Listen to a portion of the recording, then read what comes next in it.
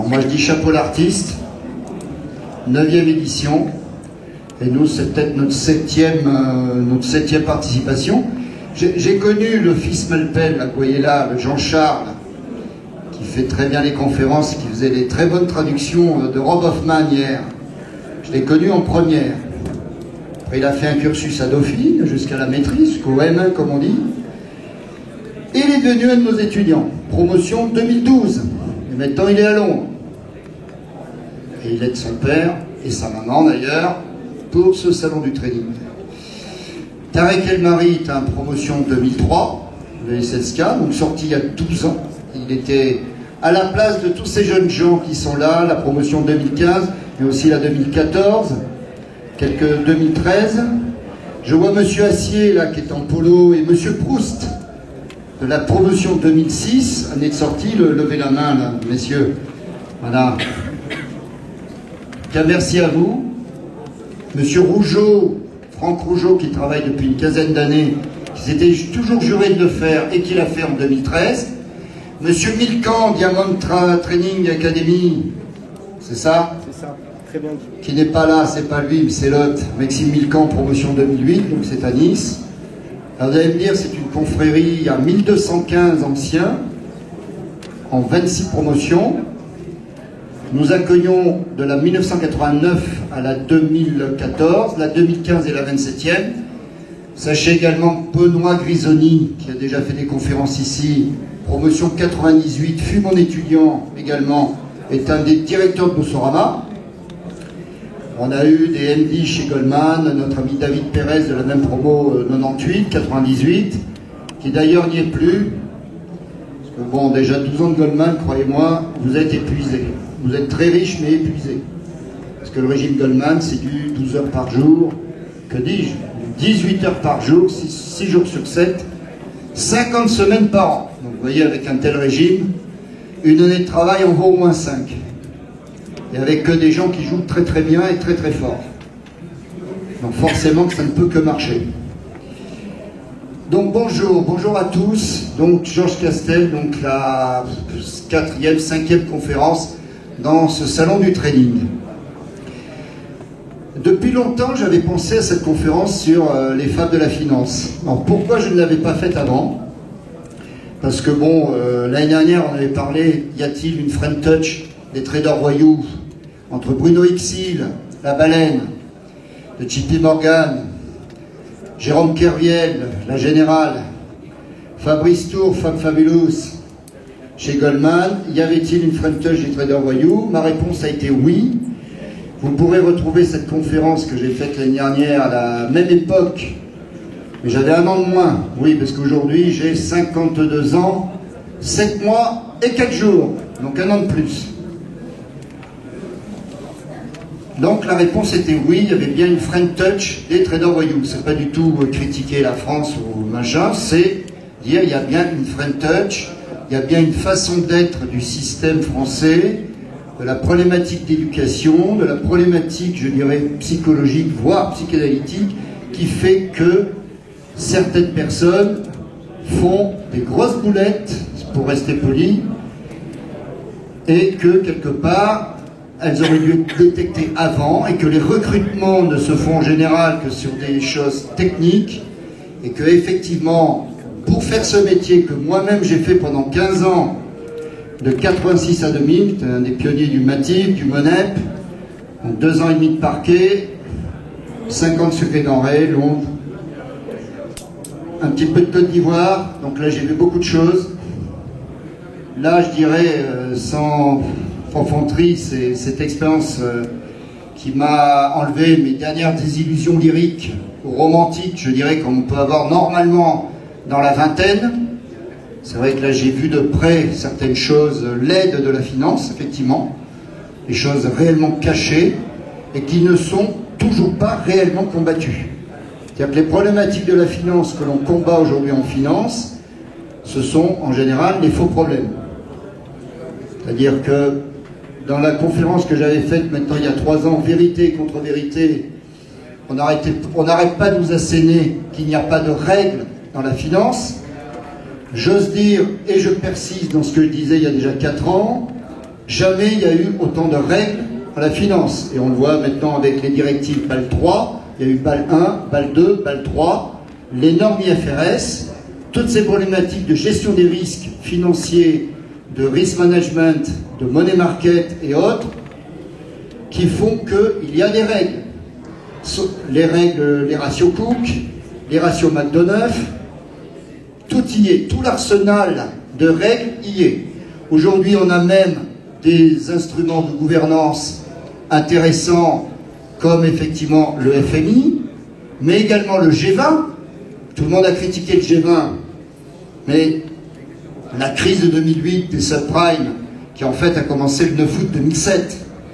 2008, ça a été, je dirais, encore plus marqué à partir du 15 septembre 2008, il y a donc 6 ans, avec la faillite de Lehman, qui n'était pas obligé, mais qui avait été sacrifié. Parce qu'effectivement, il fallait faire sortir Dick Fuld, Paulson, secrétaire au Trésor à l'époque aux États-Unis, ancien Goldman, qui avait été effectivement l'une des victimes de Dick Fuld. Et donc, il y avait des banques qui étaient en bien plus mauvaise situation que Lehman à l'époque, comme Citibank, hein, dont les fonds propres avaient été divisés par 19. Bon, on vous explique que too big to fail. Enfin, c'est un peu facile comme raisonnement. Donc, il fallait une victime expiatoire, ça a été Lehman. Vous remarquerez que la plupart des gens de Lehman se sont retrouvés chez Nomura, et un de nos anciens de la promotion 95, qui s'appelle Charles Val, qui est le patron de tout le trading aujourd'hui chez Nomura Singapour, après 7 ans de Lehman. Donc, il n'y a pas eu trop de soucis pour les gens de Lehman. La problématique, ce n'était pas Lehman, mais un certain Dick Fuld en tant que personne physique. Que dans certains livres, on va dire, de certains journalistes un peu grincheux, qualifient de gangsters. Alors, des gangsters, entre guillemets, et des gens indélicats, il y en a toujours eu. J'ai donné tous ces exemples l'année dernière, les Madoff et compagnie, les Kerviel et tout. Ben, le tout est-il que les règles de droit pénal financier, c'est ce qu'on disait à notre rentrée il y a maintenant 3 jours, un spécialiste du droit des marchés financiers, le professeur Mounira Kazbi, docteur en droit des marchés financiers, qui nous disait qu'effectivement, enfin en 2014-2015, un arsenal de règles plus coercitives pénales enfin arrivé, après ce que nous disions en 2005, 2006, 2007, ces années-là. Il est temps effectivement qu'il y ait une logique, moi j'ose dire même de dissuasion nucléaire, c'est-à-dire que si effectivement certains individus est un terme juridique ou policier, s'amusent à être des délinquants notoires, à prendre des 1500 fois de dépassement, c'était le dépassement Kerviel. Et oui, parce qu'il faut appeler un chat un chat. C'est quoi 1500 fois de dépassement? On va prendre des exemples. Admettons que vous ayez un découvert autorisé à votre banque de 2000 euros. Bon, c'est des choses qui arrivent. Vous pouvez avoir un découvert de 2000 euros, ce qui est déjà pas mal. 1500 fois de dépassement, c'est comme si vous faisiez un chèque de 3 millions d'euros one shot et qu'il n'y a pas de problème, madame la marquise. Il ne faut pas déconner. D'accord? Autre exemple, c'est mettre 5 kilos, 5000 grammes, une montagne de poivre sur une entrecôte de 300 grammes, puisqu'il en faut à peu près 2-3 grammes, fois 1500, ça fait 5 kilos de poivre. Alors on me disait toujours, monsieur Castel, votre raisonnement ne tient pas, parce que si on l'amène dans la salle, tout le monde va voir le poivre sur l'entrecôte. Eh bien, si vous mettez une cloche dessus et que vous l'amenez, vous la sortez, eh bien, il n'y a pas de problème, il n'y a que vous qui l'avez vu. La cloche étant le delta neutre que notre ami, non, justement, faisait tous les soirs jusqu'à 22-23 heures en ayant non pas craqué le système back-office, mais en ayant eu tout simplement les codes, par, on va dire, des informations, on va dire, humaines, et que quelque part, il faisait des faux delta neutres, c'est-à-dire des faux d'écriture comptable massifs. Donc même si vous avez des centaines, je dirais, de circonstances atténuantes, maltraitance, non-vérification du fait que vous prenez jamais un jour de vacances, enfin, plein de choses comme ça, on ne combat pas la délinquance comportementale, on va dire, ou managériale, par une délinquance réelle et tangible. Mais bon, comme nous sommes dans le règne de Calimero, eh bien voilà, donc Jérôme est sorti, il est allé à la fête de l'UMA, et bon, il a crié au loup. Voilà, tout ça c'est formidable. Tout ça, ça s'appelle de la désinformation et j'ose dire de la manipulation informationnelle et voire même mentale. Et donc, je suis heureux quand même de faire cette conférence sur les fables de la finance. Pourquoi je vais enfin faire cette conférence sur les fables de la finance? Parce que justement, je commence à en avoir un petit peu assez, que nous soyons structurellement en permanence stigmatisés, les banquiers, les financiers, les traders, les hedge funds, qui effectivement sont moins régulés que les banques. Mais les hedge funds, parlons-en. Finalement, beaucoup de hedge funds font énormément de liquidités dans le marché, et elles prennent plus de risques que certaines banques, qui elles sont dans ces directives BAL 1, BAL 2, BAL 3, et finalement, quelque part, elles font le sale boulot que les banques ne veulent plus faire. Vous remarquerez que s'il y avait tant de haine envers les hedge funds, de la part des banques, mais ils le feraient. Et finalement, ils ne le font pas. Et c'est pour cette raison-là. Alors, c'est pas pour ça que tout ce qui se passe dans les hedge funds, tout est clair, tout est net. Je n'ai pas dit ça non plus. Mais là aussi, il faut savoir comprendre pourquoi il y a moins de régulation auprès des hedge funds, parce que quelque part, ils font le sale boulot que les autres ne veulent pas faire. Vous savez, c'est le principe même des systèmes, on va dire, aristocratiques, où quelque part, il y a des zones de personnes, hein, et à la fin, c'est les gueux et les sans-dents, hein, mais vous savez cette expression-là, tous les gens d'en haut le disent. C'est pas qu'une seule personne, tout le monde le dit. Mais en général, ce genre d'expression, c'est en voix off, comme on dit. Nous, hommes de marché, culture marché, il n'y a rien de off. Et c'est ça le problème pour beaucoup de gens. Rien ne doit être caché, normalement. Et c'est bien ça le problème. Sur les marchés dits standardisés, les marchés boursiers, on peut encore moins se cacher, puisque vous avez ce qu'on appelle les chambres de compensation, et il n'y a pas de souci à ce niveau-là. Sur les marchés dits de gré à gré, comme sur le marché des changes par exemple, le Forex, qui est de loin le marché immense, 4000 milliards de dollars de transactions par jour. Alors, ce n'est pas 4000 milliards de dollars comme certains, alors crétins, entre guillemets, on pourrait dire, mais il y a des gens du plus haut niveau, des anciens inspecteurs des finances, qui soient de gauche comme de droite, hein, c'était Pébro et Juppé par exemple, qui sont quand même pas les premiers venus, qui pendant longtemps disaient, ben voilà, par exemple sur les produits dérivés, il y a toutes les semaines autant que le PIB américain qui est traité. Pas tous les 3 jours et le PIB mondial toutes les semaines, qui est traité un peu comme si c'était une position ouverte. Alors que là encore, en 2014, il y a encore des gens qui vous sortent ce genre de réflexion. Mais en fait, attention, c'est la somme des transactions qui effectivement est comptabilisée. Prenons un exemple. Si vous avez 1 million d'euros dollars à faire, 1 million d'euros dollars, allez, on va dire à 1,30. Je lui vends à lui 1 million, il le revend à lui, ça fait déjà 2, il le revend à lui 3, 4, 5, il me le revend, ça fait 6. Mais si on a fait chacun le million et on arrive à 6, la position finale c'est 0. S'il m'en revend 990 000, la position finale, ça sera 10 000. Position ouverte. Malgré tout, il y aura eu 6 millions de transactions. Tout ça pour un résultat en position dite ouverte de 10 000. Eh bien, la logique des produits dérivés qui sont évidemment stigmatisés, des 600 000 milliards de dollars, monstrueux, évidemment. Certains vont vous dire, c'est 12 fois le PNB mondial. Mais quelle hérésie que de compter de cette façon-là, puisque le PNB mondial, c'est une position ouverte, alors que le 600 000 milliards de dollars de transactions, c'est des positions ouvertes plus des positions clôturées, c'est-à-dire l'ensemble des transactions. Et quand on voit finalement quel est le résidu de position ouverte des produits dérivés, c'est à peine 1 pour 1000, c'est-à-dire 600 milliards de dollars à comparer à environ 60 000 milliards de dollars de PIB mondial, c'est-à-dire même à peine 1 pour 1000. Et c'est ça qu'il faut bien comprendre, c'est-à-dire qu'on ne doit pas comparer des chiffres incomparables. Et pourtant, en 2014, on le fait encore.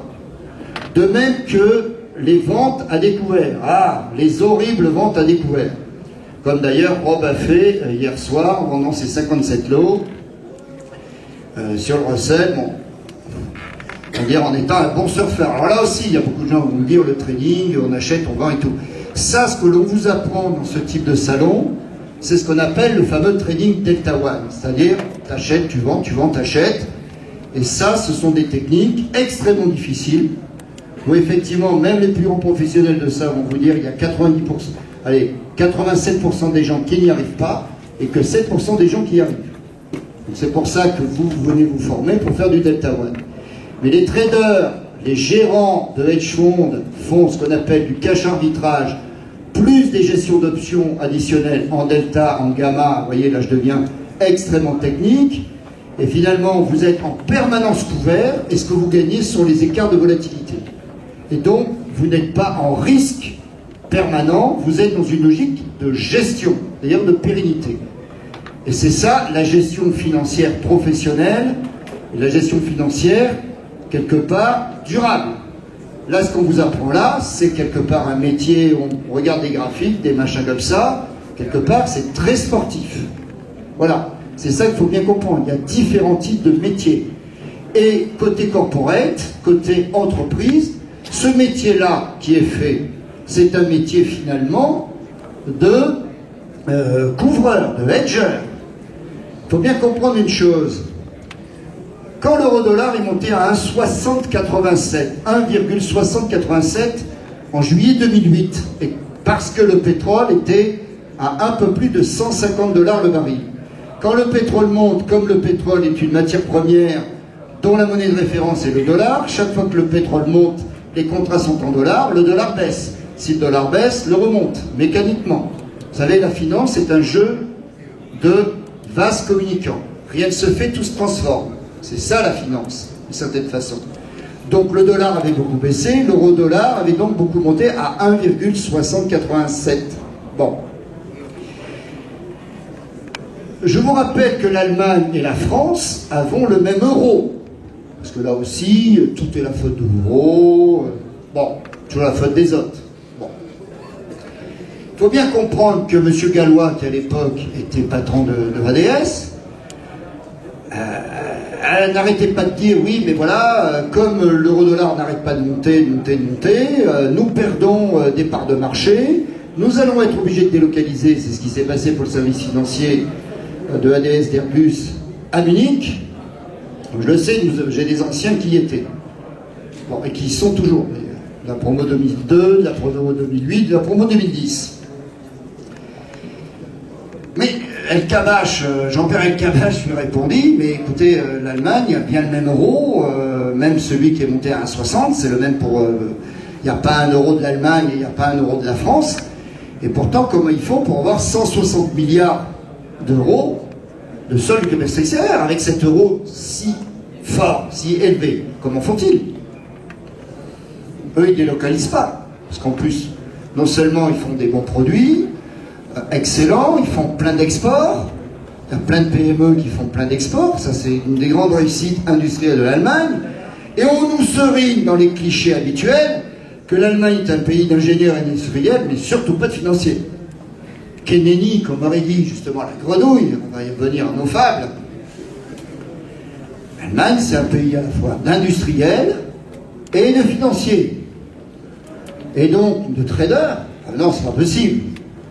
Eh bien, ils font le même métier, sauf qu'au lieu de trader pour trader en Delta One, comme on vous apprend, ce trading-là de Forex, c'est-à-dire sur le change, ils le font pour couvrir 24 heures sur 24, 7 jours sur 7, les positions industrielles par des banques, et notamment Deutsche Bank, qui est un des plus gros sur le Forex dans le monde. Il n'y a pas que Goldman Sachs, parce que tout le monde parle de Goldman Sachs. Ah, Goldman Sachs, qui d'ailleurs, les sœurs Goldman qui avaient épousé les frères Sachs, qui venaient de Würzburg, Baden-Württemberg, 1856. Il faut quand même savoir ça. La première immigration aux États-Unis n'est pas anglaise ni irlandaise, là je viens de citer le deuxième et le troisième, mais allemande, tout le 19e siècle. Il faut quand même savoir, d'où tous les noms. Et Rob Hoffman, ça c'est des noms d'origine germanique. Mais tout ce que je vous dis là est relativement tabou. Zuckerberg, enfin, et ainsi de suite. Taille de sucre. Goldman, Brafman, Strauss-Kahn, et ainsi de suite. D'accord? À New York, regardez tous les noms germaniques. Ah oui. Pourquoi on dit le monde anglo-saxon? Parce qu'à la limite, il est peut-être plus germanique qu'anglo. On n'y a jamais réfléchi à ça. Regardez les Blanche-Neige et les Sept Nains, les nains de jardin. En France, ça fait très plouc. Vous allez en Allemagne ou en Autriche, il y a des nains de jardin partout. Regardez le château de Louis II de Bavière, ben oui, c'est la culture de la Mitteleuropa. Il ne faut jamais oublier ce genre de choses. La rigueur, le travail, l'efficacité, c'est effectivement la règle de base de nous financiers. Et il en est ainsi. Et c'est ça qu'il faut bien comprendre. Tout cet état d'esprit est lié à une certaine forme d'état d'esprit. Alors je voulais en terminer dans ce préalable, justement, alors, sur la problématique des produits dérivés qui ne sont là que pour couvrir finalement, et il faut donc bien qu'il y ait des contreparties à ces hedgers, à ces couvreurs, ce sera donc des professionnels des produits dérivés, et donc notamment les banques. Alors après, il y a des gens qui vous ont dit, il y a eu les dérivés de crédit, les crédits de default swap, ah les CDS, quelle horreur. Mais il faut bien comprendre une chose, qu'au départ, la marchéisation, ce qu'on appelle la titrisation de, justement, des marchés du crédit. Mais c'était quelque part pour concurrencer les banques.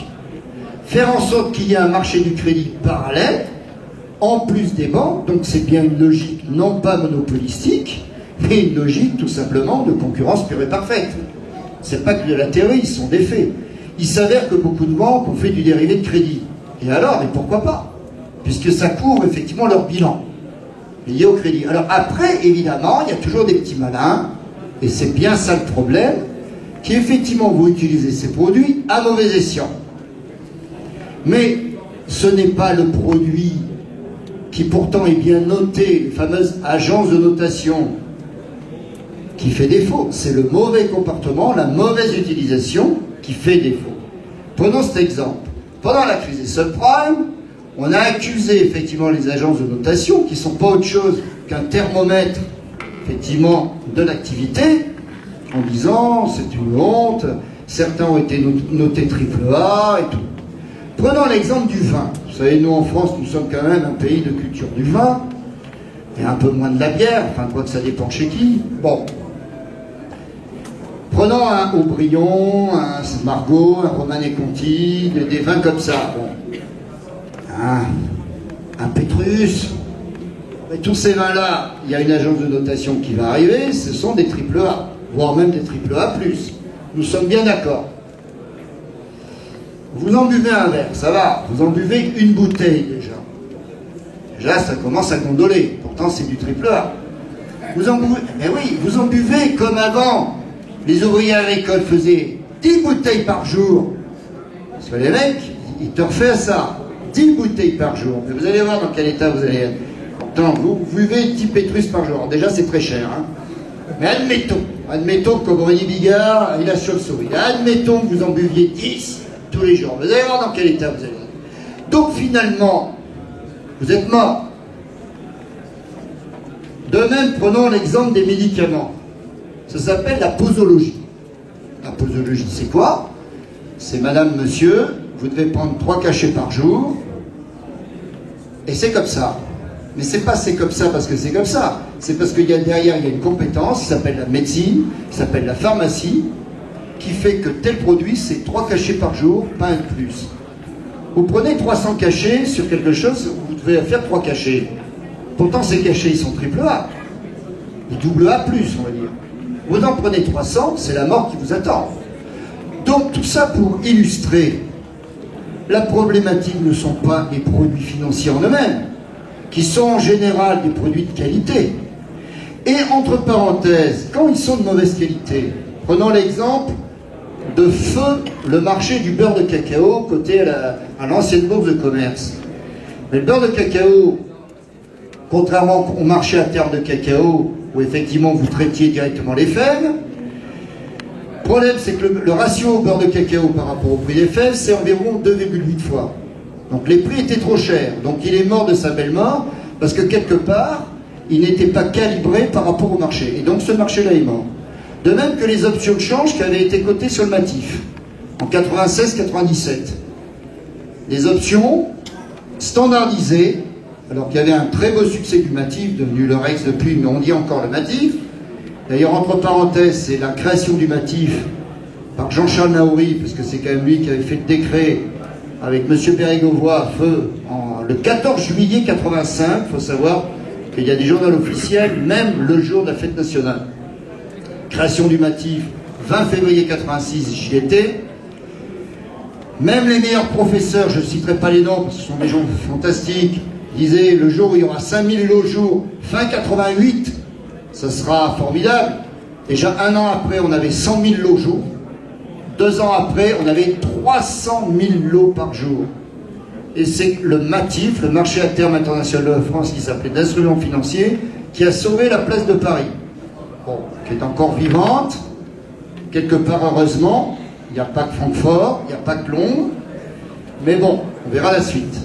Alors tout ça pour dire la posologie, gestion des risques, mauvaise utilisation. Donc tout ça pour dire que quelque part, la bonne et la mauvaise finance. On va arriver quand même au thème de cette réflexion. Alors, il y a quand même un truc. Le 22 janvier 2012, notre président, qui ne l'était pas encore, François Hollande, déclara, et je pense que ça a été le début de sa victoire ce jour-là, au Bourget, nous avons affaire à un ennemi.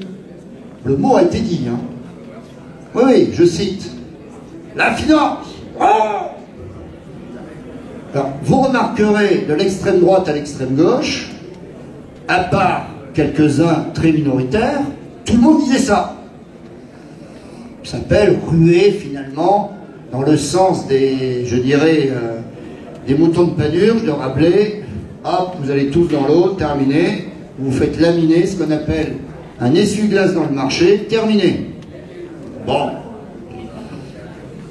Et comme finalement, il disait ce que tout le monde voulait entendre, ça passe. Ça s'appelle de la politique. Le 6 juillet 2014,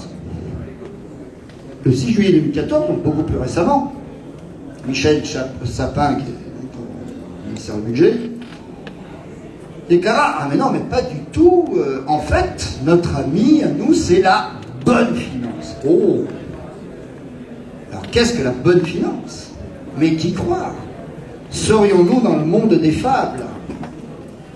Ah, c'est là où je me suis dit, je vais parler de Kerviel l'année dernière, de vérité contre vérité, des binaires. Eh bien, on va essayer quand même, nous les hommes de finance. Alors je dis les hommes, pourquoi? Parce qu'il n'y a pas de nana dans la finance, il paraît. Là aussi, on n'est pas dans la théorie du genre. Mais ou de l'action affirmative, comme on dit, ou de la discrimination positive. Sur mes 1215 anciens, en 26 ans, de la 89 à la 2014, on va voir la 2015 si on arrive au 1300, il y a 171 filles, ce qui fait 15%. Ah, il ne veut pas de nana. 15% de candidates, 15% d'étudiantes, et ainsi dans les salles de marché. Donc on ne va pas faire des quotas de filles parce qu'elles sont des filles. Que les filles aillent dans la finance. Où vont les filles en 2014, et même en 2013, en 2012? Marketing, cosmétique, luxe, qui sont des métiers extrêmement exigeants également. Là, il y a 88% de filles. Donc en 2014, les choix de carrière sont encore, n'en déplaise à la théorie du genre, sont encore sexués. Voilà. Il en est ainsi. Alors pourquoi la finance? Parce que la finance fait peur. La finance, il y a que des machos. Moi, j'ose dire que là aussi, dans ces clichés-là, dès qu'on va dans la pyramide de l'élite ou d'une certaine valeur ajoutée, comme on dit dans les universités, pour pas dire beaucoup d'argent, activité à haute valeur ajoutée. Ça veut dire quoi? Activité où ça brasse beaucoup de pognon. C'est sûr, parler comme ça fait café du commerce. Et c'est ça, en fait. Je sais pas, il y a une espèce d'atavisme psychanalytique, je ne sais pas, mais c'est vrai qu'il y a moins de dire. Et encore, il y en a plus qu'avant. Parce que moi, je me souviens, quand on était sur le Matif en 86, il y avait 300 mecs, il y avait une nana. Alors, vous voyez, ça fait pas du 15%. Aujourd'hui, la finance, c'est un peu plus féminisé. Mais elle reste quand même encore largement masculine. Voilà. Il en est ainsi. Ce sont des faits. Donc, Tout ça pour dire que nous, notre métier, c'est la rigueur. C'est justement la cigale et la fourmi. Alors la cigale et la fourmi, vous la connaissez bien, cette fable-là. La cigale et la fourmi, effectivement, la cigale, elle est sympathique, la cigale, on aime bien la cigale, la danseuse du président, hein, comme on dit depuis Balzac, n'est-ce pas? Sauf que faisiez-vous? Ah, mais vous chantiez, ben dansez maintenant, elle n'est pas prêteuse. Intérêt principal, c'est l'affaire Madoff. Il ne donnait que les intérêts. Et un jour, les clients ont demandé aussi le principal. Ils ne pouvaient pas payer. Eh oui, c'est ça le problème, pyramide de Ponzi. Donc, nous devons d'être avant tout des fourmis, nous les gestionnaires financiers, nous les personnes de finance. Mais c'est vrai que c'est pas fun, c'est pas cool. Les cigales, ben c'est les déficits publics, les déficits cumulés, l'inflation, tant demandée par certains individus.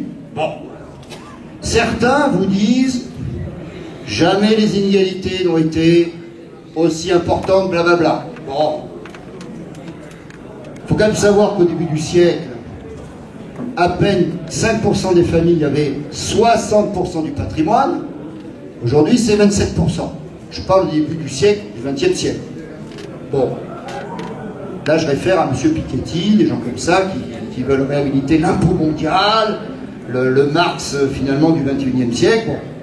Rien qu'au début du siècle, 5% des familles avaient 60% du patrimoine mondial.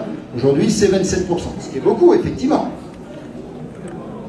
Si on remonte à Louis XIV, alors là, vous allez voir, c'est hallucinant les différences de fortune. Il faut savoir que l'homme le plus riche de France, c'était un certain Mazarin. Quand il mourut, il avait 60% du PIB français. C'est comme si l'homme le plus riche de France, enfin l'homme ou la femme, parce que Bettencourt, Arnaud, les Mulliers, avait 1400 milliards d'euros. Vous entendez bien, 1400 milliards d'euros. Perso. C'est ça ce ratio-là. Parce qu'il paraît que... Donc là, j'étais revenu au début du XXe siècle, 5%, 60%. Là, on arrive à le mec le plus riche, il avait 60% du PIB.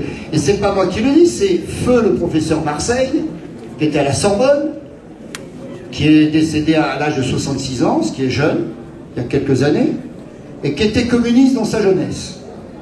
Bon. Oui, c'est pas un think tank ultra-libéral, ou je ne sais quoi.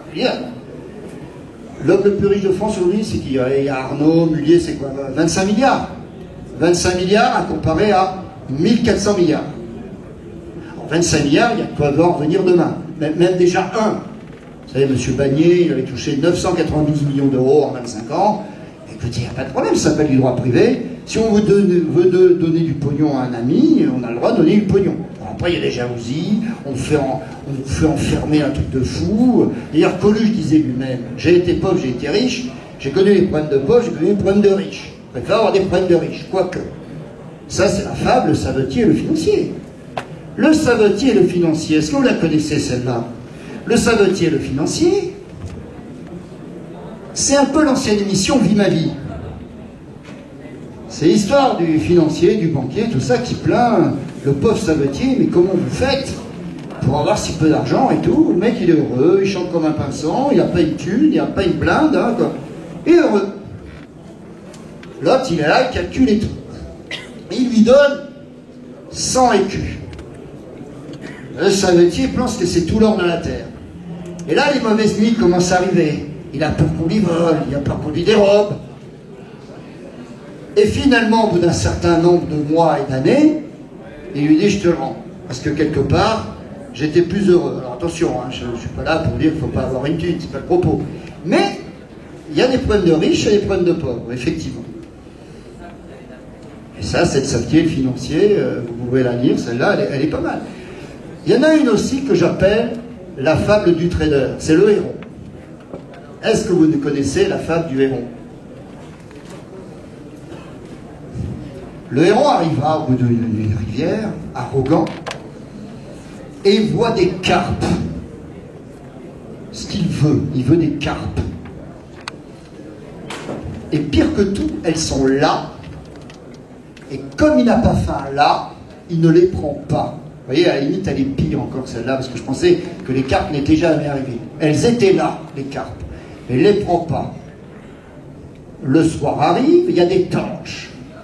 Vous savez, les tanches, je ne vais pas me contenter de tanches. Il y avait les carpes tout à l'heure, mais il ne les a pas pris. La nuit arrive et il se contenta d'un limaçon. Tout ça pour dire qu'une position, même si vous êtes à 70% de votre objectif, ah, merci de rejoindre cette conférence sur les fables de la finance. Merci à vous, messieurs. On a un peu réévoqué la conférence de l'année dernière sur Kerviel et compagnie. Et effectivement, ça remise en liberté, bon, qu'il butine. On a parlé de la cigale et de la fourmi aussi. Donc revenons au héron. La fable du trader, c'est quoi? Mais c'est bien ça. Vous avez 70-75% de vos objectifs, vous prenez tout de suite. Il les avait là, ces cartes. Tout de suite, il les avait. Et vous passez à autre chose. Vous clôturez votre position et vous passez à autre chose. Vous avez vu Rob Hoffman, ce qu'il disait? S'il y a un chiffre, tout ça que je connais pas, un truc que je connais pas, clac, je fais pas. Je sais pas faire, j'y vais pas. C'est ça, le trading, la finance. Je n'ai pas la compétence, j'ai pas l'information, donc je fais pas. Pour faire, il faut préalablement avoir l'information, avoir la compétence. Ensuite, après la cigale et la fourmi, vous avez le corbeau et le renard. Ah, le corbeau et le renard. Dans la rhétorique classique habituelle, tout le monde va plaindre ce pauvre corbeau. Ah oui, le corbeau, il est là, il a un gros fromage. Et comme beaucoup de gens qui ont des entreprises, tout ça, qui les gèrent mal, qu'ils ont eu comme ça, ils ne la méritaient pas forcément, ils ont eu la chance d'être bien dotés, la bonne dotation factorielle, comme dirait Heckscher ou Nick Samuelson. Il faut bien que je fasse mon énarque, hein, que je ne suis pas, mais faire des citations de grands économistes. Mais tout ça pour dire, il l'avait, il était long. Il était long du fromage. Et quand on est long, qu'on a une bonne position, il faut la garder. Le renard. Ah, voyou le renard. Voyou, salaud, malin. Manque d'éthique, certains diraient. Mais qu'a fait le renard finalement? Il flatte le corbeau, il lui parle, et l'autre, comme un vaniteux, comme un arrogant, il se laisse avoir par sa propre erreur, par sa propre fatuité, et il lâche le fromage. Il lui donne. Est-il un voleur, notre ami le renard? Absolument pas. A-t-il fait ça hors marché? C'était de l'OTC, mais du gré à gré, mais quelque part, en vue, aux yeux et au su de tout le monde. Donc il n'y a pas de problème. Et pourtant, que ne dit-on pas sur ce vilain renard? Sournois, fourbe, tout simplement bon négociateur, fin psychologue, et qui a tout de suite compris que la faille du corbeau, c'était sa vanité et sa fatuité. Ça me rappelle un peu, c'était Borg qui avait inventé le passing shot. Enfin, il n'a pas inventé, mais... Alors, les gens, ils étaient là, ils envoyaient la balle, putain, les mecs, les Connors, les petits nerveux, là, les McEnroe, tout ça, ils étaient là, ils envoyaient comme ça, et clac! La balle était dehors. Ah, point perdu, point gagné pour moi. La finance, c'est ça. Jeu à somme nulle au sens statistique du terme, espérance mathématique nulle, tout ce qui est gagné par les uns est perdu par les autres. Le tout était de se trouver du bon côté, du manche. Ah oui. Regardez, pourquoi le yuan n'est toujours pas dans le système monétaire international? Ah, les Chinois, blablabla, ah, ils nous font peur, enfin, heureusement qu'ils payent aussi, les mecs. Hein. Eh oui, d'ailleurs, moi, mes étudiants chinois, à chaque fois, je les dis, merci d'être nos créanciers nettes finaux qui nous permettent de contribuer à notre dette publique en permanence pour passer des bonnes vacances et d'être des gras du bide. Eh oui. Parce que le jour où ils ne paieront plus, ils ne seront plus créanciers nets finaux, qu'est-ce qui va se passer? Eh bien, ça s'appellera un spread, la bulle. Hein? Eh ben oui. Et c'est pas qu'en Grèce. Alors en Grèce, depuis, on n'en parle plus. Parce que les Chinois et les Russes, ils ont acheté.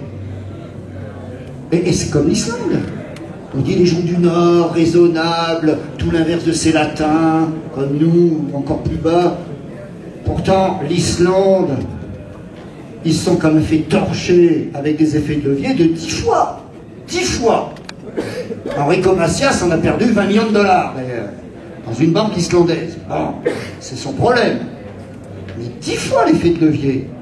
Les Islandais, les luthériens, des gens, pour acheter un bretzel, enfin ça s'appelait pas comme ça, en 92-93, en Islande, n'importe quoi, que de la carte bleue. Il n'y avait même plus de cash, de monnaie. Absolument. Plus de monnaie. Tout était en électronique. Absolument. C'était ça l'Islande en 91-92. Et comment ils sont rentrés dans le délire du leverage, comme on dit, de 10 fois. Rentrez, il y a encore beaucoup de... Il y a de la place, là, sur les côtés. Et là, au milieu, là. Et oui, comment des gens comme ça se sont fait avoir? Avidité, arrogance, non-maîtrise de la gestion des risques, et puis surtout, on ne sera pas pris. Eh bien, notre ami le renard, eh bien, vous verrez que dans la rhétorique habituelle, mais le renard, il apparaît comme un salopard. Et pourtant, il a fait ça dans les règles de l'art. Il n'a volé personne. L'autre lui a tout simplement donné. Ensuite, vous avez la grenouille qui veut se faire plus grosse que le bœuf. Ah. Alors c'est quoi la grenouille qui veut se faire plus grosse que le bœuf? Alors celle-là, c'est vraiment les bulles, le trading, les marchés, la banque. On est en plein dedans. La petite grenouille qui voit un gros bœuf, là, elle enfle. Eh oui, c'est-à-dire que quelque part, quand on est un player, quand on est un gros player, vous avez vu Rob Hoffman, fait du 57 lots. Ah, les tailles d'institutionnel, ça partir de 50. Et pourquoi il se permet ça? Vous croyez que c'est le premier gardon venu? C'est ça le problème aussi, c'est que quelque part, quand vous voyez des gens aussi aguerris, aussi professionnels, c'est que quelque part, ils ont les reins solides, comme un instit. Ce qu'on appelle chez Merrill Lynch des no-name accounts, c'est-à-dire des gens qui ont des tailles institutionnelles qui sont des comptes privés. Et c'est pas le premier gardon venu qui va faire ça. Petit poisson deviendra grand. Et c'est ce qu'a fait Rob Hoffman. Donc là c'est pareil, on fait ça, on lit bien les directives MIF, on fait attention, on gère, on est patient. Et surtout, on n'a pas la grosse tête. Vous voyez comment il faut être dans ce métier. Donc la grenouille qui veut se faire plus grosse que le bœuf, il arrive, Keneni, et elle éclata. Donc finalement, on se rend compte que tous les marquis veulent des pages, et ainsi de suite. Réflexion de la grenouille qui veut se faire plus grosse que le bœuf. Ne vit-on pas en permanence au-dessus de nos moyens, de façon structurelle et permanente? Eh bien si, il y aura bien quelqu'un pour payer. Mais c'est qui ce quelqu'un? Pyramide de Ponzi. Mais oui, nous y sommes. Les retraites par répartition, les machins, il y aura bien des gens, mais des gens, seront-ils assez compétents? Le problème, c'est pas qu'il y ait des gens. Il faut que les gens aient la dotation pour pouvoir payer, pour pouvoir être solvables. Et solvable, c'est quoi? C'est BAL 1, BAL 2, BAL 3. Ce qu'on appelle les critères de solvency. Ce n'est que ça. Ah, mais c'est chiant. Heureusement qu'il y a des garde-fous. Heureusement. Des garde-fous sans mauvais jeu de mots. Alors, vous voyez que finalement, on se rend compte que philosophiquement, la finance est très proche des femmes. Et il y en a une qui est magnifique. C'est le chêne et le roseau. Alors le chêne et le roseau, je vous la rappelle. Le chêne, en plus, c'est aussi la condescendance, on pourrait l'appeler celle-là. Parce que le chêne, il est grand, il est fort, il est merveilleux. Et le grand et le fort, au lieu de rien dire, il plaint le roseau. Il est là, mais oh, pauvre roseau, que la nature vous a mal fait, le moindre zéphyr vous fait plier. Encore vous seriez sous mes branches protectrices. Vous voyez, il est à nounou. Il est à nounou. Vous seriez... Mais non, en plus, vous êtes dans des étangs, avec les vents, tout ça, c'est l'enfer. Pauvre petit roseau, venez sous le bras de l'État, Providence. C'est un peu ça, le chêne. Et le roseau lui dire, oh, mais que vous êtes sympathique, monsieur le chêne, le grand chêne, bien fort et tout. Mais moi, ça va. Je suis fin, effectivement, mais vigoureux. Je plie, mais ne romps pas. Ah, voilà aussi la fable du trader. La survie, être dans les interstices de la vie. Tant que vous êtes vivant, 52 ans, 7 mois, 4 jours, faites comme si c'était votre dernier jour tous les jours. Et vous verrez que vous verrez la vie très différemment et dans vos traits. Il faut savoir que hier, Tarek El Mari, moi je lui dis chapeau parce qu'il a tradé, il a quand même été deuxième, et il lui est arrivé de sales histoires, le jour même. J'en dirai pas plus, parce que je pense que pas mal de gens sont désormais au courant. Eh bien moi je dis chapeau, mais quand on n'est pas bien dans sa tête, on ne sera pas bien dans ses trades. Donc il faut plier mais ne pas rompre. Et effectivement, une grande tornade arriva, le chêne tomba, plus bas que le roseau, et le roseau survécut. La finance, c'est l'art de la survie. Parce qu'on gagne plus que l'on ne paye. C'est ça, la culture finance. La vraie culture finance, c'est quelque part le développement durable. Alors vous me direz, mais qu'est-ce qu'il nous raconte là? Eh bien, vous verrez que le développement durable, messieurs, dames, c'est toujours vu sous le principe de l'écologie. Formidable. Qui aimerait vivre dans un monde ultra pollué, où il n'y a que des horreurs, qu'il n'y ait plus d'oiseaux, et personne.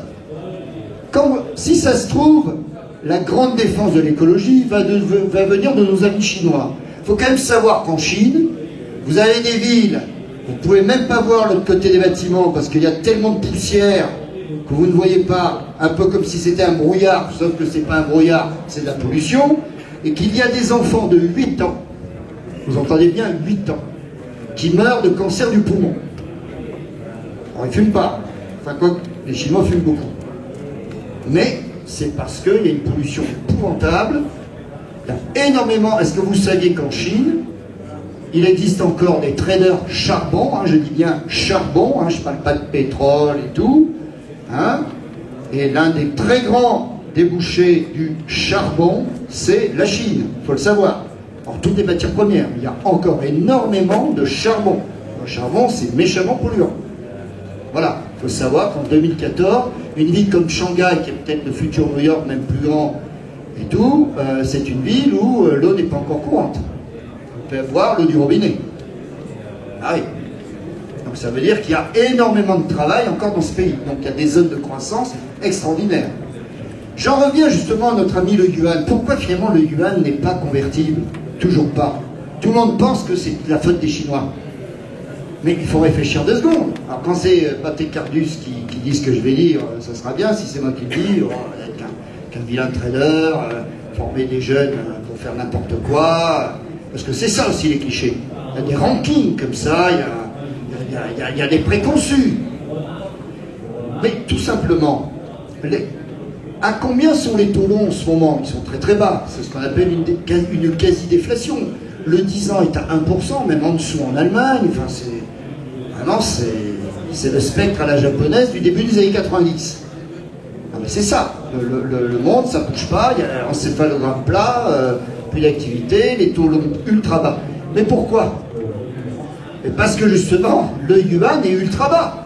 Il est évident que le yuan est structurellement sous-évalué, même s'il a été un peu réévalué, blablabla et tout. Mais franchement, on dirait que la deuxième économie du monde, qui a donc une monnaie non convertible, en d'autres termes, vous ne pouvez pas investir là-bas, vous ne pouvez pas avoir un marché financier selon les règles internationales. Si vous faites du business là-bas, il faut toujours que vous soyez chaperonné. Voilà, ce n'est pas une économie financière libre en termes monétaires. Alors qu'au Maroc ou en Tunisie, je cite ces pays, mais il y a d'autres pays, des pays qu'on connaît bien ici, que ces pays aient une monnaie non convertible. Elles sont des fractions du PIB mondial. Ce n'est pas trop grave. Donc moi je préférais que tout le monde ait une monnaie convertible. Mais que la Chine, deuxième pays du monde, en termes de PIB, bientôt premier, est une monnaie non convertible, est une hérésie macroéconomique. Ce n'est pas tenable. Et pourquoi ça tient finalement toujours? Uniquement par la volonté des Chinois qui ne veulent pas lâcher du lest? Est-ce que quelque part ça n'arrange pas les pays de l'OCDE, c'est-à-dire États-Unis, Canada et l'Union européenne? Est-ce que vous croyez que ça ne les arrange pas, d'après vous? Eh bien si, parce que admettons que cela monte, admettons, eh bien qu'est-ce qui va se passer? Vous lâchez comment dire, le yuan, il s'apprécie, et quelque part, les exportations vont se renchérir, et ils auront beaucoup moins d'argent lié aux exportations. Alors comment ils font pour rattraper? N'oublions pas qu'ils sont créanciers nets finaux. Donc ce qui est perdu d'un côté, il sera rattrapé de l'autre. Les taux longs remonteront. Les taux longs US, les taux longs euros remonteront.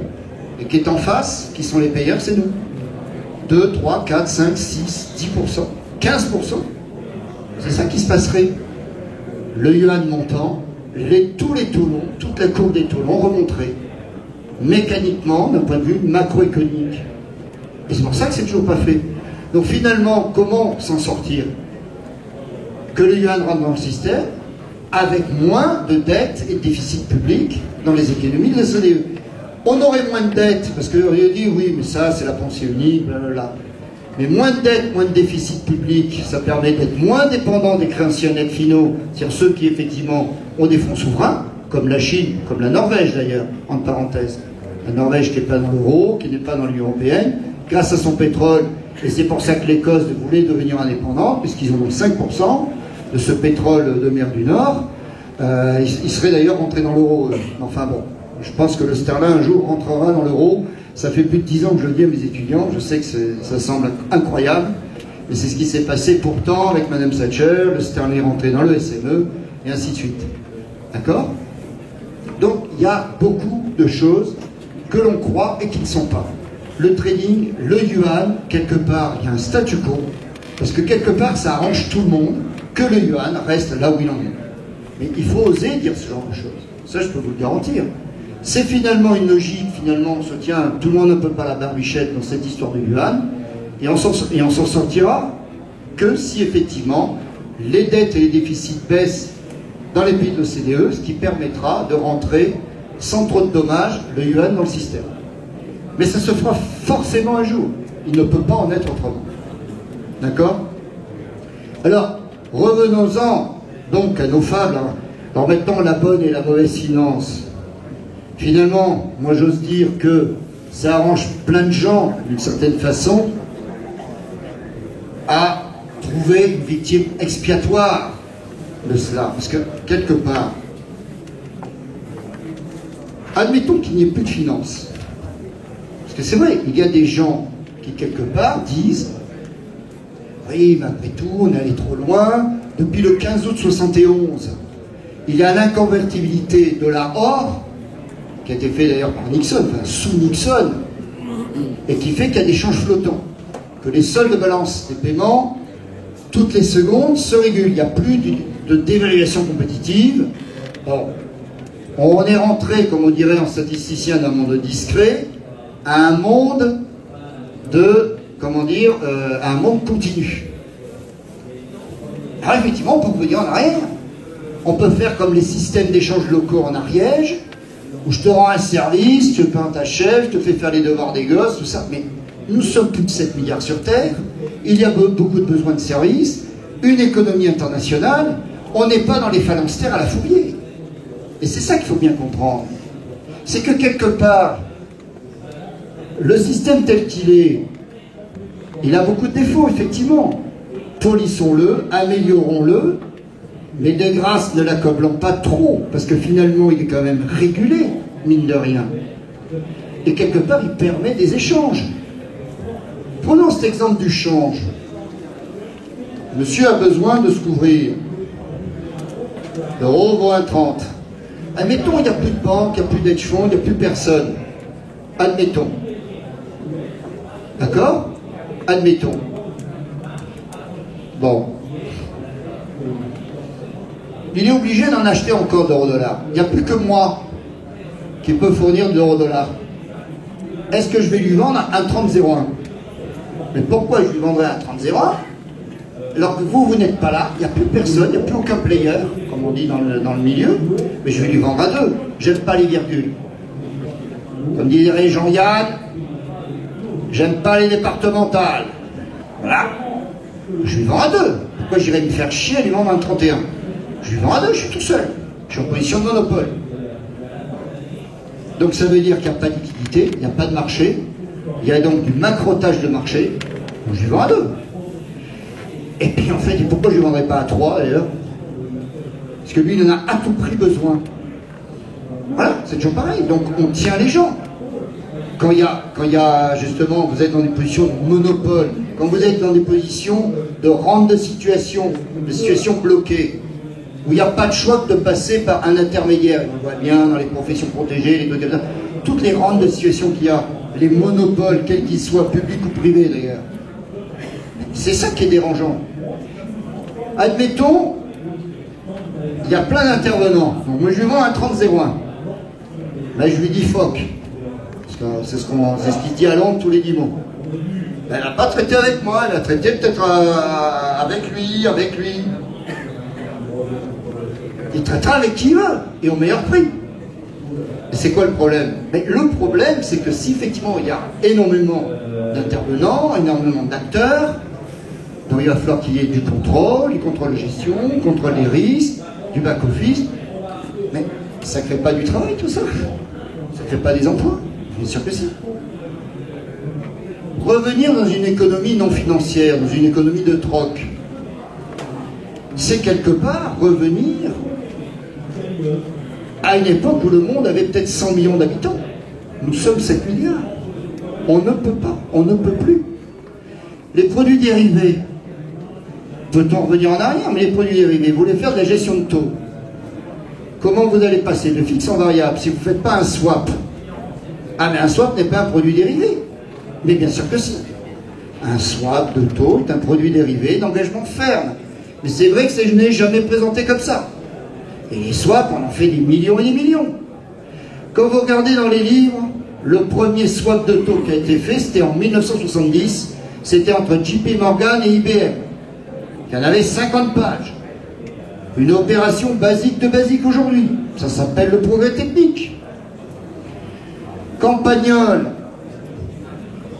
dit à son oncle, qui a 40 ans et qui trouve déjà très vieux, avec la montre à gousset, il lui dit, le téléphone, jamais je prendrai le téléphone. Parce que jamais je ne répondrai à un laquais, ou à un valet, à un sandant, comme certains diraient, ou à un gueux. Il n'y a pas que lui qui le dit, ils le disent tous, ça. Les sandants, les gueux, il n'y a pas que tous, de gauche comme de droite, tous. Tous ces gens-là parlent comme ça, absolument. Pas tous, mais beaucoup. Beaucoup, vraiment. Ce sont des fans entre-soi, on va dire. Mais sauf que les entre-soi, dans une société ouverte, open space de marché, il y en aura de moins en moins. Des commentaires de vestiaire, Vous voyez ce que je veux dire? Allocrate, des conneries, quoi, des trucs de mecs, de nanas. Donc, fini. On est au XXIe siècle. On arrête toutes ces logiques-là. Alors on va dire, putain, c'est pas marrant. Et pourquoi c'était marrant, les saloperies, les bizutages, les humiliations? Parce que Jérôme Kerviel, quelque part, il a des centaines de circonstances atténuantes. Évidemment, parce qu'il y a eu des centaines de Kerviel dans cette banque-là et ailleurs d'ailleurs. Mais c'est pas parce que on vous attaque de façon délictueuse qu'il faut le faire, qu'il faut répondre par une réponse encore plus délictueuse. Sa meilleure vengeance eût été qu'il parte ailleurs. Il aurait été payé 3 fois son prix, il aurait fait un pot de départ. Parce qu'il y en a plein qui sont bien maintenant. 47 départs en 12 ans entre 1995 et 2007 dans ce service. Un par trimestre en moyenne. Vous savez pas que la DRH pourrait dire, mais comment ça se fait que tous les gens s'en vont de ce truc-là? Comment se fait-ce? Aïe-oh. Bien sûr qu'il y en avait plein de circonstances atténuantes. Mais faire des fautes d'écriture... Vous remarquerez qu'il a eu 12 avocats, dont Maître Metzner, qui d'ailleurs est mort dans son île du Morbihan, il s'est suicidé à 63 ans. Enfin, paix à son âme. Là, objectivement, il n'était pas défendable. Je dis bien objectivement, je ne parle pas de subjectivement. Donc tout ça pour dire, beaucoup de bêtises qui sont dites sur notre milieu et notre monde, et la finance, le trading, la banque. Il faut reconnaître que dans notre milieu, il y a beaucoup de gens qui, quelque part,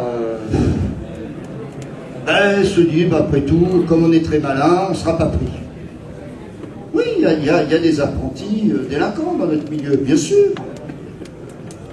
D'où, et ce que je dis dans toutes les conférences que je fais, un droit pénal financier beaucoup plus coercitif. 30 ans de tôle. C'est-à-dire que le gars, il aurait réfléchi avant. Libéré, c'est une star. Tout va bien. Madoff, 150 ans de prison, il n'est pas prêt de sortir. Toujours là. On dirait qu'il a bien profité avant. Mais quelque part, si nous, les financiers, les capitalistes, les traders, les banquiers, ne savent pas sanctionner durement les délinquants, ça s'appelle l'impunité. Mais ça, c'est à tous les niveaux.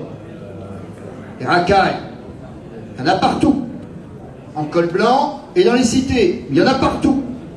Dans tous les milieux. C'est ça qu'il faut dire. Sauf que, ce que je raconte, on va dire, putain, c'est épouvantable. Non.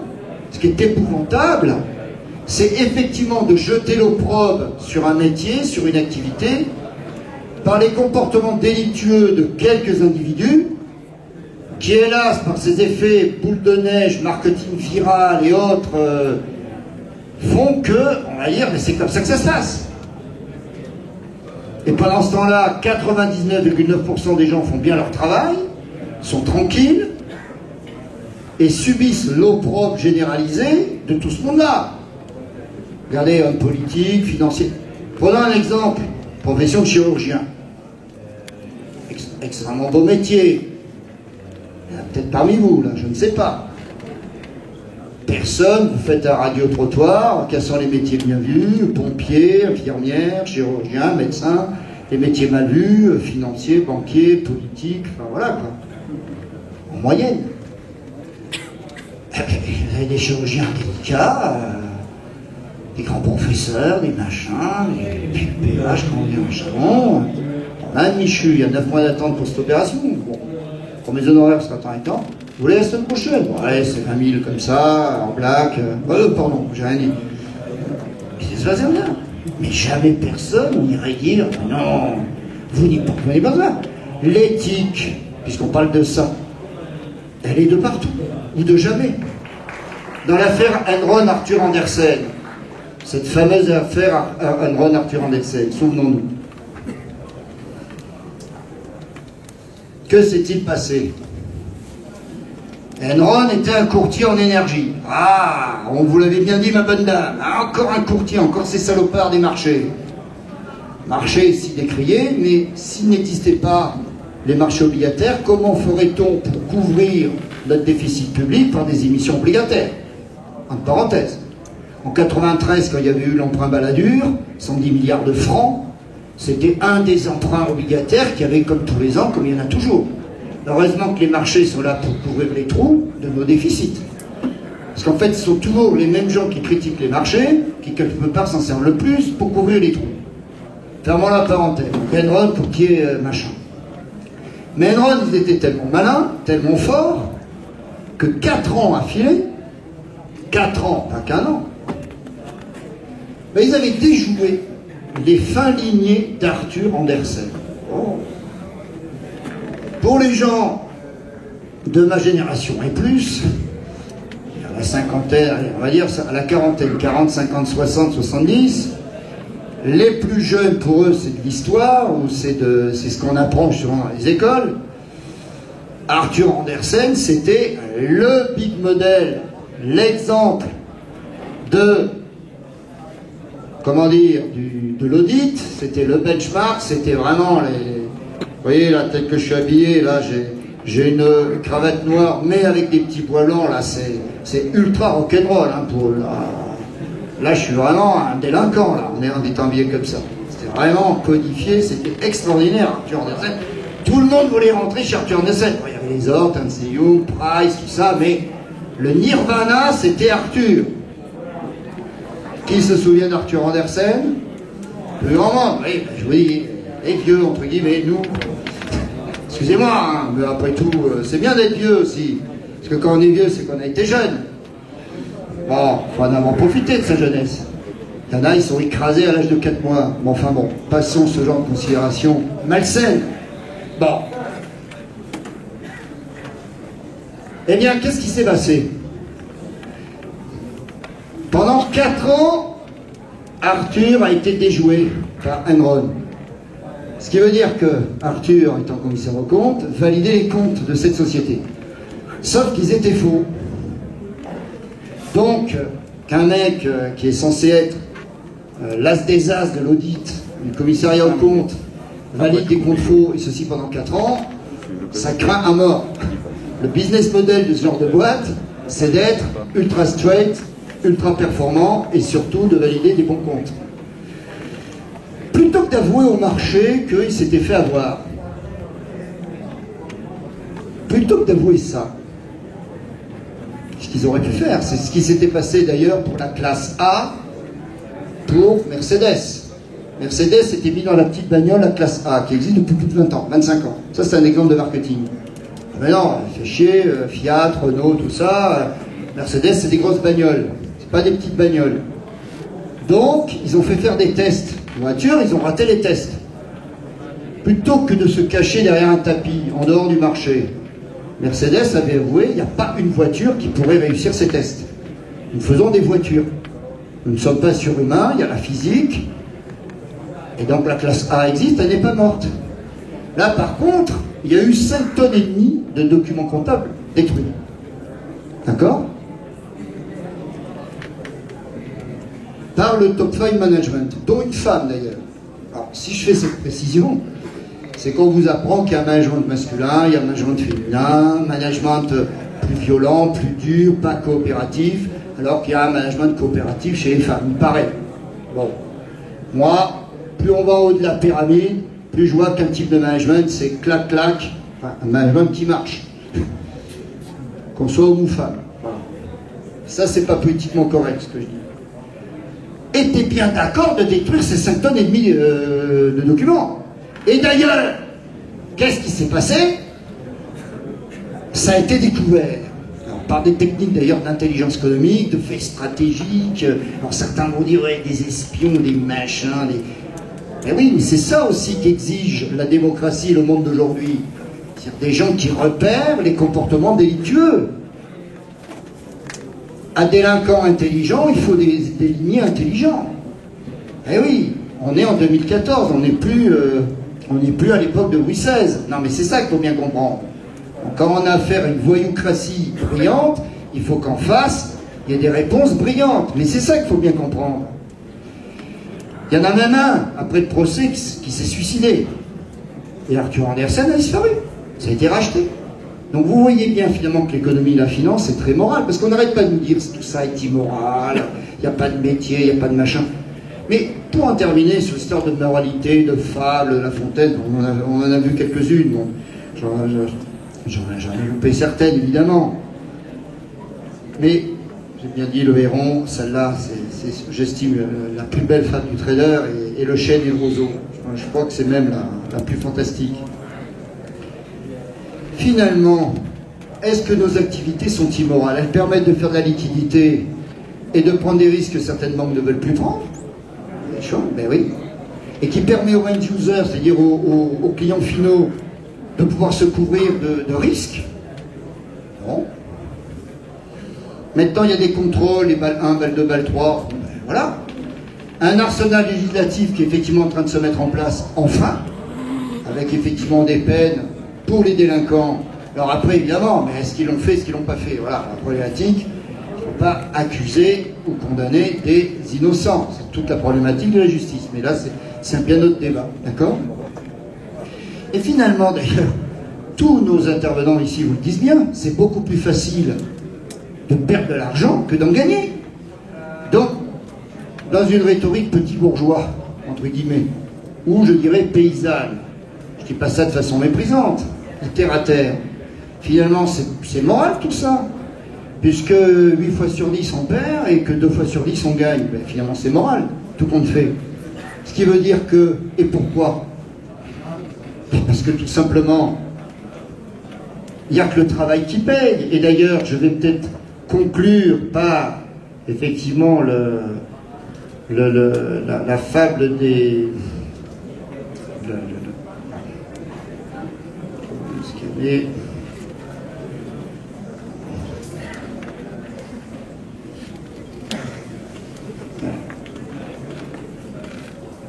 Le laboureur et ses enfants. Cultivez le champ, vous allez trouver un trésor. Ils ne trouvèrent rien. Mais justement, comme ils avaient mis beaucoup d'ardeur et de travail à cultiver ce champ, il en sortit beaucoup plus de récoltes. Et donc en fait, ce qu'ils devaient trouver, ce fameux trésor, ce n'était pas autre chose que le travail. Travaillez dur, travaillez ardemment, et vous réussirez mieux. Pourquoi finalement il y a 8 fois sur 10 qu'on perd dans ce métier aussi? Parce que les gens ne travaillent pas, ils ne réfléchissent pas. Vous ne pouvez vous en prendre qu'à vous-même. Donc finalement, vous voyez que la morale est sauve, tout compte fait. Vous voyez? Et c'est ça qui est extraordinaire, c'est que quelque part, vous vous rendez compte d'une chose. Rob, on l'a vu hier, il était là. Il y a plein de gens qui verraient un truc comme ça. Moi qui ai fait 15 ans de training d'option, je veux dire que quand on voit quelqu'un d'aussi affûté, c'est extraordinaire. Mais quand on est quelqu'un de non éclairé, on ne réalise pas. Mais la façon dont il a pris la vague est fabuleux, mais fabuleux. Moi je dis chapeau l'artiste. C'est pas pour ça que son prochain coup, il le réussira. Donc il faut toujours faire comme si chaque jour était le dernier jour, comme si chaque match était finalement celui qui devait venir par la suite. Mais comprenez bien, messieurs, dames, que bonne ou mauvaise finance, la seule finance qui vaille, c'est celle qui finance la croissance, l'économie, qui est bien gérée et qui est bien contrôlée. La mauvaise finance, c'est quoi? Ce n'est pas la finance qui est mauvaise. Ce sont les mauvais comportements délictueux qui font qu'effectivement, sous couvert de condamner la finance, en fait, on se condamne soi-même et ses propres médiocrités. C'est ça qu'il faut bien comprendre. Donc en tous les cas, je vous remercie vivement de votre écoute. C'est vrai que là, on n'a pas parlé de choses, effectivement, comment dire, très précises, très particulières. C'était juste une réflexion. Sachez donc que 2 intervenants ici ont fait donc mon école, c'est Maxime Milcan de la 2008 et donc le Tarek El Mari de la 2003. Cette formation existe depuis 27 ans dans une école qu'on a 65. On est au cœur de Paris. Le 23, mardi prochain, nous faisons dans notre grand amphi notre première conférence. Vous y êtes conviés à 19 h au 171 rue de Grenelle, Paris 7e, dans le quartier École Militaire. Voilà. En tous les cas, je vous remercie de votre écoute, de votre attention.